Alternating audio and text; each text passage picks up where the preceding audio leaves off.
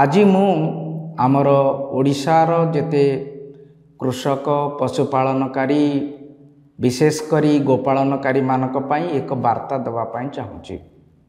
वर्तमान एक नुआ प्रकारर भूताणु जनित रोग जहाँ को लंपी स्किन डिजीज कहा जाउची LSD सारा ओडिशा एवं बाहर मध्य व्यापीबार लगी। खबर मिलुची ओडिशार पुरपल्ली रे मध्य देखा जाउची। कंधमाल, नयागढ़, गंजाम, कलाहांडी, कोरापुट एसबु जगार गाई गोरु मानकर विशेषकर बाछुरी आ गाई मानकु ए लंपी स्किन डिजीज देखा जाउची।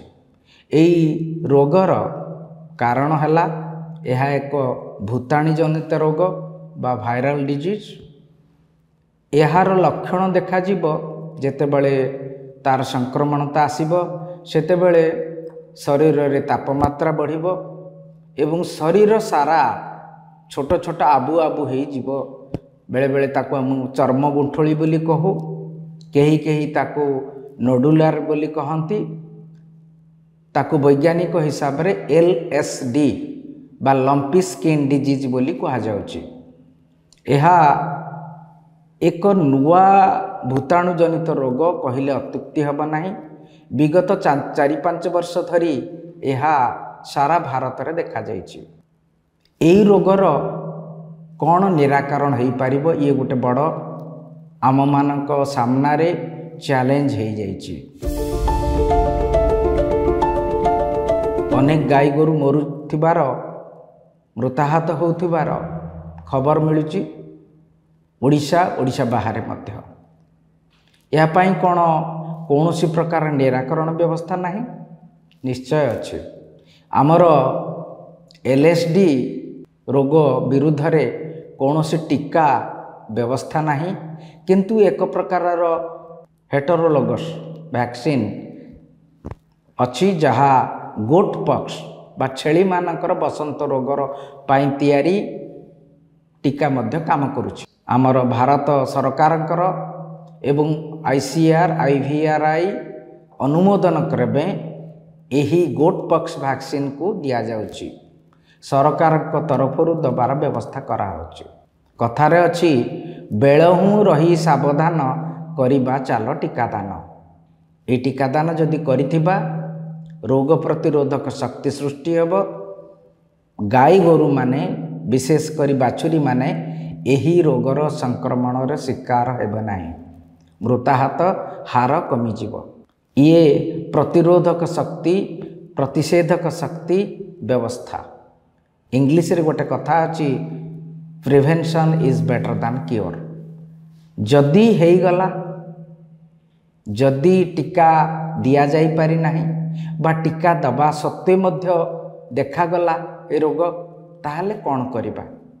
जेहेतु ये गोटे भाइराल बा भूताणु जनित रोग तापाई कौन सी केमिकल मेडिसिन काम करे नाही। आपण माने समस्ते जानिथिबे भाइराल रोग पाई केमिकल बा मॉडर्न मेडिसिन काम करे नाही।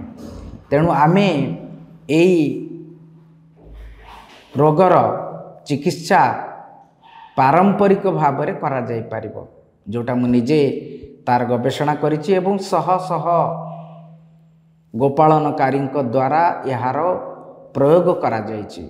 केवल ओडिशा रे नुह, ओडिशा बाहर मध्य विशेष करी राजस्थान, गुजरात, पंजाब, नॉर्थ ईस्ट एसबु राज्य रे एई लंपी स्किन रोगर तार उपचार पाई एक पारंपरिक चिकित्सा व्यवस्था अच्छी।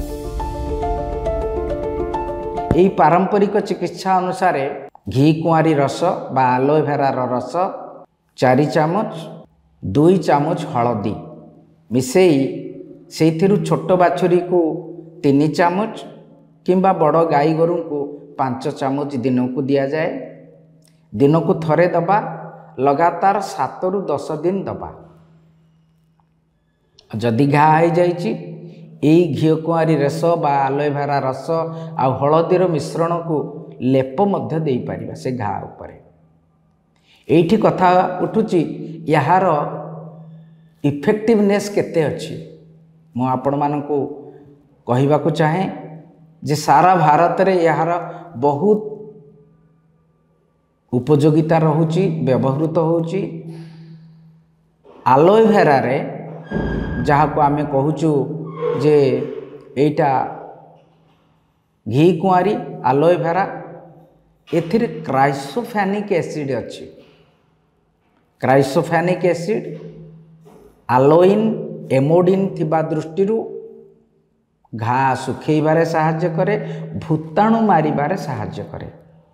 विशेष करी क्राइसोफेनिक एसिड जीवाणु भूताणु मारिबारे साहाय्य करे, घा सुखाए मध्य।